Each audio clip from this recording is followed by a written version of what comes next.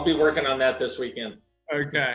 All right. Yep. I know. I was telling you, got some background to envy. Some people have asked if this is fake, but it's not. I can pull the bottle right here. I think I know you well enough to know it's real.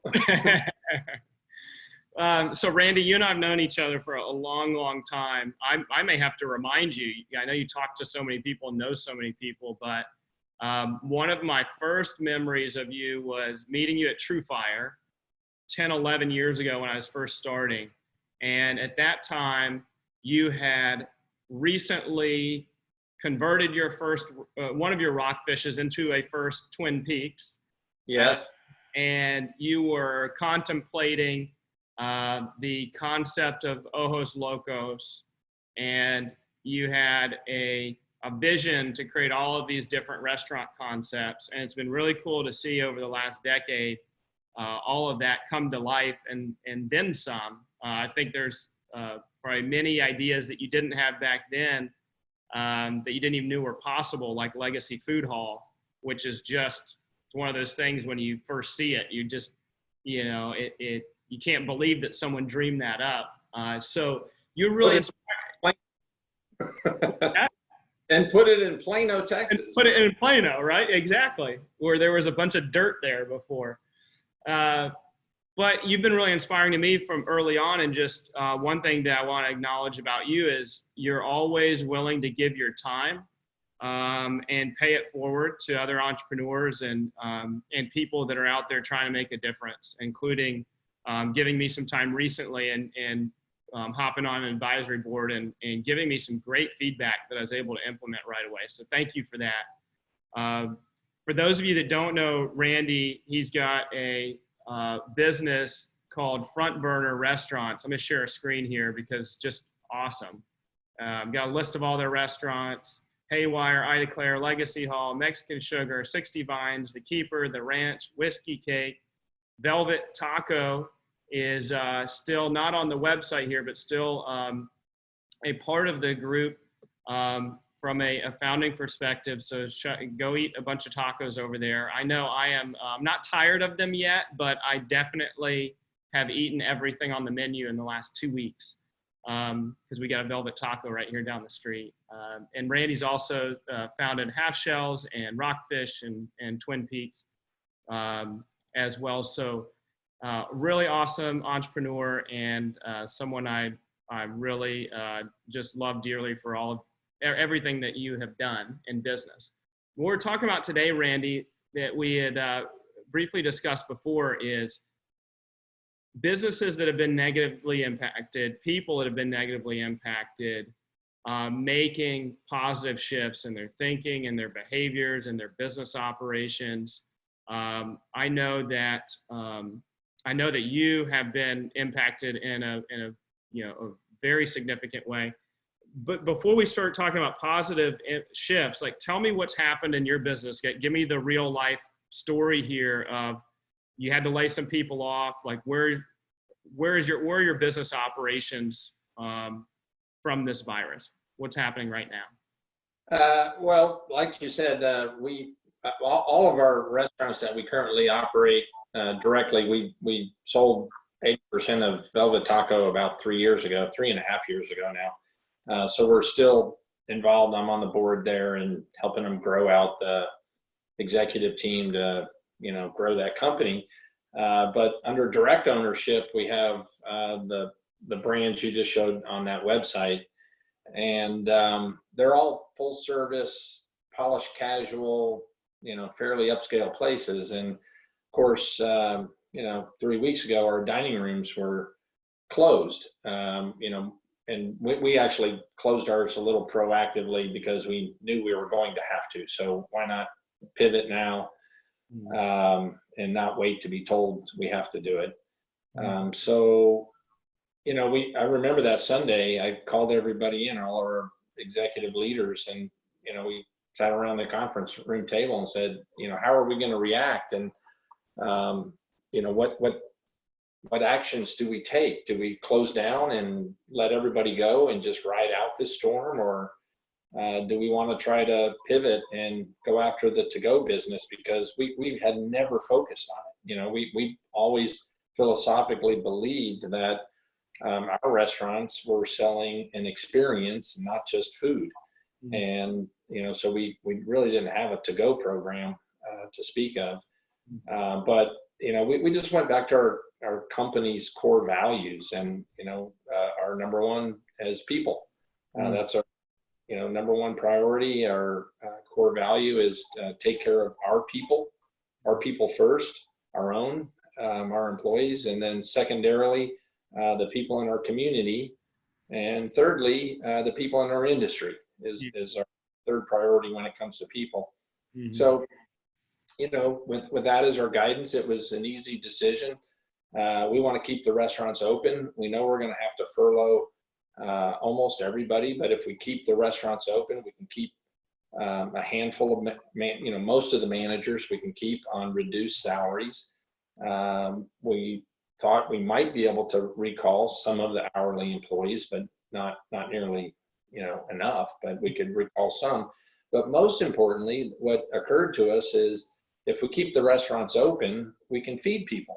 We can feed our own employees. And so we put that into our financial model that we would provide a free meal to every furloughed employee from that restaurant every day during this closure period.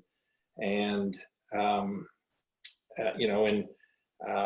but we could also feed people in our community. I personally think the most dangerous place to go right now is a crowded grocery store. Yeah.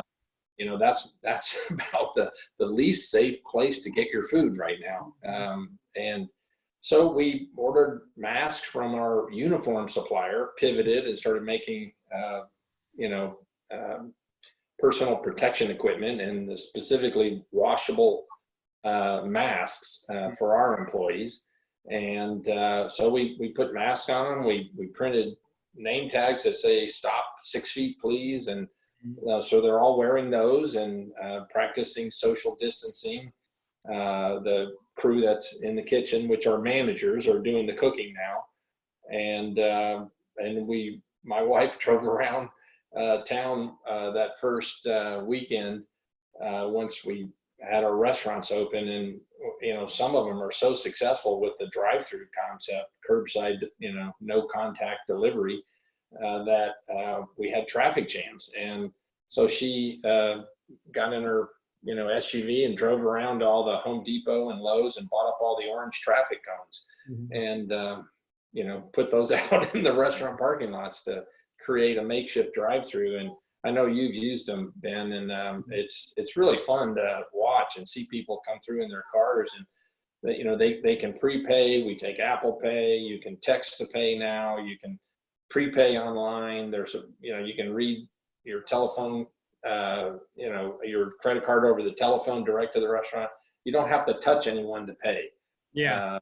You just stay in your car and we bring the food out to you, and it's working. It's working fairly well, and that's enabled us to keep some of those employees. So after that first week, we got all the restaurants on that program, and that Friday night, we were practicing social distancing, but we were still meeting in the office. We were still meeting at my house on the weekends and stuff, and with just 4 or 5 of our executives. And so Jordan Swim, who runs our catering division, that first Friday night spoke up. We were all enjoying a cocktail and trying to relax from a crazy week. And and I didn't even think about the catering company. And I said, Jordan, what's going on at Vestal's? It's called Vestal's Catering. We do a lot of weddings and corporate events and stuff. Anyway, Jordan goes, oh, well, all my events got canceled. So I furloughed everybody and closed up the kitchen and, just got nothing to do. I mean, where can I help you guys? And it's just like this flash of, just idea came into my head. And I was like, closed? No, we got to get that thing open. We have to feed people. It's in East Dallas in a really, almost a fair part, where you get cheap rent and you would want to put a catering kitchen, but you're close enough to your customer.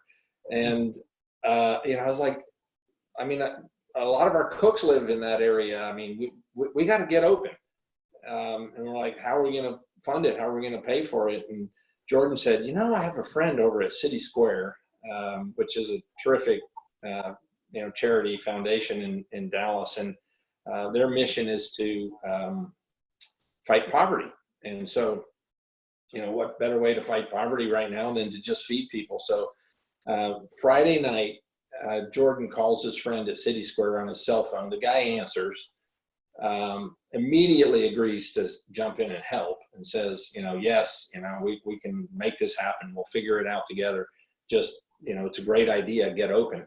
So Saturday morning, our creative team gathered at the private dining room up at Haywire. That was our makeshift conference room because it's big enough you could all spread out and practice 6-foot distance and social distancing. So it was so cool to watch. My daughters were home from college. Their spring breaks got cut short, so they came home. My wife was there. She's a former PR person, marketing person, and the daughters are college age. They're very capable with social media and creative. So I just said, you guys are part of the marketing team now. So unpaid, right? Yeah. But it was so cool to watch them, sit there, and we created the brand Furlough Kitchen Saturday morning. Everybody had their assignments, and we opened for business. Oh, thanks. Yeah, we opened for business that Wednesday of the following week and started feeding 1,000 people a day. Did a makeshift drive-through with the traffic cones and whatnot. And then I think UT Southwestern called and asked for food. Parkland called, asked for food. Other hospitals are now calling. And I know I'm about a day behind, but Jordan on Tuesday said he fed 1,300 people, produced that many meals out of that little catering kitchen. So, it's been great. Donations are rolling in. You can click on that tab that says give a meal. Mm-hmm. That's how you donate. And we take credit cards, all that. It runs through City Square. It's all deductible. Oh, roll that up. You see, these are some of our suppliers. I'm good. I'm glad we have that thank you up there. That green circle in the upper right's our Front Burner logo. That's the chef with the big idea. Boing, that kind of captures the essence of Front Burner restaurants in that logo. But, some of these are suppliers. The Alliance does our payroll. Andrews is Budweiser and a bunch of other beers. I'm sorry, Miller Coors and a bunch of other beers. Republic Nationals are, mostly wine. Free Flow Wines is wine in kegs, which is owned locally by John Muse. It's amazing. But Herb Weitzman, you see Weitzman's name up there? So I'm calling landlords and explaining why we can't pay April rent. Mm-hmm. No, of course, but, I'm calling them just to make a personal contact. So I called Herb Weitzman, and he goes, I already know you can't pay rent. Don't worry. I do my Herb Weitzman invitation. I already know you can't pay rent. Don't worry about that. Don't talk about that now.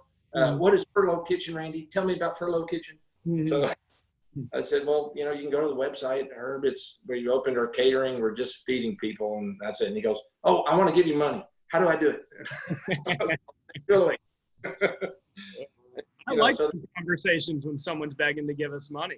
That's a good one. Don't you love it? You're calling someone to say, I can't pay you. And they say, well, let me pay you. Yeah. Well, two things I want to mention, backing up to your drive-through and curbside service, is what I found the most magical about my experience, especially at Haywire yesterday, is that you have high-level people. You have a managing partner, you have a sommelier.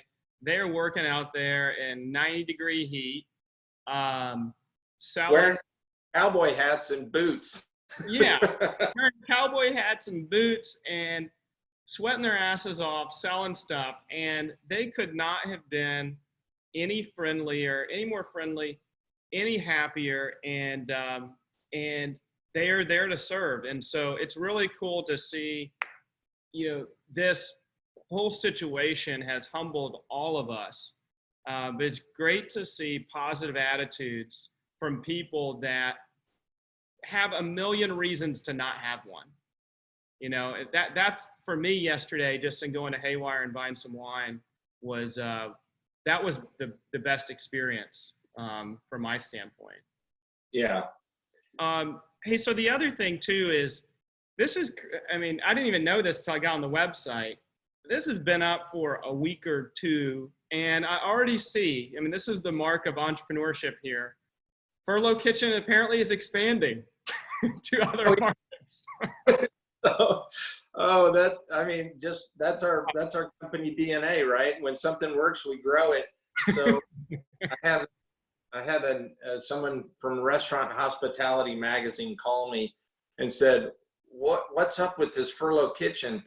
And I said, well, it's the fastest growing franchise during the COVID. And he said, are you serious? You're selling franchises? I go, we're actually giving them away.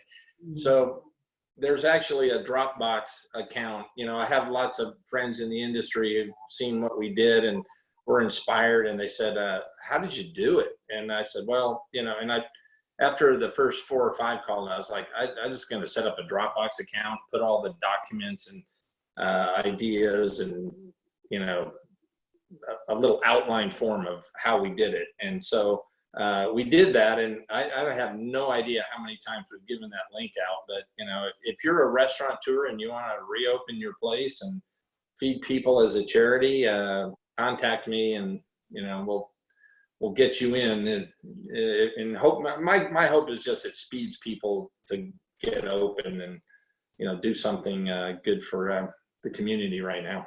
Yeah. That's awesome. I got a kick out of that when I saw that. Of course, Furlough Kitchen is expanding. Why wouldn't it? It's a front burner concept. It's gonna. Hey, so I mean, we read the news. You got Tillman Fertitta that laid off 40,000 people. These restaurants are, you know, are either closed or they have to do curbside only. The economics, of course, are not the same. There's not enough money to pay the landlord and all of that. I imagine you've talked to people that are, you know, going, Randy, I just don't know what to do. I don't even know where to go. Should I open my restaurant again? I'm depressed. I'm sad, whatever it is. What advice would you give to people that are in that state? We were talking about it earlier before we hopped on, like in this kind of frozen state. Is there anywhere that they should start that you would recommend? Or, I mean, you went through a processing of all of this too. Like, how do you get on the other side of it? You know, man, it's complicated. I don't think we could cover it all in a podcast. You know, first of all, if your business model wasn't working very well before this, it's not going to work afterwards. You know, we think business is going to come back a little slowly. Not your business, however. Look, this, I'm bringing back the 70s look. Why do you think I have this on? Yeah. But you know, I'm going to be there first day, so you better stay open 24/7 for the first week so everybody can get their haircut. But we feel like restaurants, you know, dining room restaurants like ours are going to come back kind of slowly. Yeah. The CARES Act and the payroll protection program that's embedded in it, which is where everybody's getting their SBA loans, and I would certainly hope yours is in and approved already. Yeah, good. It's crafted and designed for us to pay everybody in the first 8 weeks you get your loan. Mm-hmm.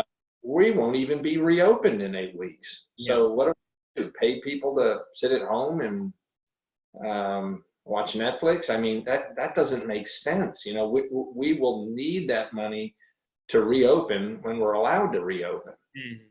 Mm-hmm. So, you know, a lot of tough decisions have to be made right now. I'm getting, you know, lots of calls and calling lots of people for advice, and I don't know what to do myself yet with that money. How do we spend it properly, do the right thing with it?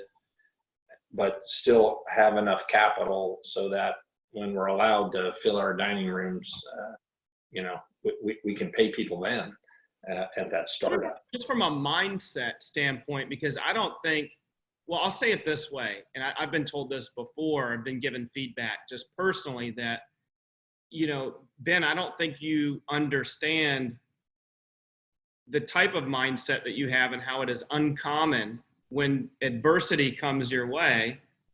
You turn that adversity into innovation or into creativity or into ingenuity. I think you and I and many entrepreneurs, it's just our nature. We're better players than teachers, you know. But from a mindset perspective, how do you, is it just a natural thing, or how can you, what advice can you give to people that are just, they're not even there yet. They're just trying to tweak their mindset to know that something is possible. Is there anything that you tell yourself when you're faced with that level of adversity? Like I was talking to Emmett earlier, and Emmett's thing was, you know, if there's a will, there's a way. Like when he gets hit with adversity, he has had to have some inner dialogue and tell himself to push through it. How do you do that? Or what advice would you give for people just to try to shift their mindset before even any action is a possibility for them? You know, like you said, it's second nature to me. You know, I believe necessity is the mother of invention, and you know, right now it's necessary to be innovative and pivot and, you know, tweak your business model and adapt like fast. You know, you can't schedule a meeting next week to discuss this. You just simply have to act and do the right thing. So it really helps to have your core values written out and solidified, and they need to be genuine and reflective of, you know, who you are in your organization. And, you know, and for us, that's the guidepost. And, you know, we went to our core values and said, who are we? And let that guide us how we were going to act. You know, we weren't going to just close and walk away. And, you know, we're fighters and we're innovators, and, you know, innovation is the second thing in our core values. So we believe in innovation, adapting, and, you know, so I don't know how to teach that. Some people just are wired differently, and when crisis happens, they look for a safe place to ride it out, and others run into the burning building, and you know, it's just, so you can't force yourself, I don't think, but you can still be true to who you are and challenge yourself to take action and you know, be thoughtful about it and do something. You know, not everyone has the same capacity, but everybody has some capacity. So use it for good, use it for positive things. You know, I have a buddy who just got in his Jeep and loaded up some hunting gear and decided he was going to go hunting and camping and ride this thing out. And you know, that was a positive thing for him to do for his own mental health and ability to cope with it. You know, people who own businesses, though, don't have a luxury like that, do we? No, we don't. Well, I mean, I think what you just said, though, is really insightful, because there are a lot of companies out there that don't have a set of core values that are guiding them. They don't have it written down, or maybe they did it 10 years ago with a consultant or business coach, and they put them all up on the walls, but they drifted away from actually acting those values out on a regular basis. And so I think it's a good reminder, if you do have core values, is to revisit them and see, are you actually taking action? Are you actually living those out? And if you don't have core values, then you probably are missing what might be freezing you right now is you don't know who you are. You don't have this sense of identity about who you are. And so if you don't know who you are, it's kind of hard to figure out what you should be doing, right? Yes, that's right. Everybody really knows who they are. Some people admit it and, you know, are truthful to themselves.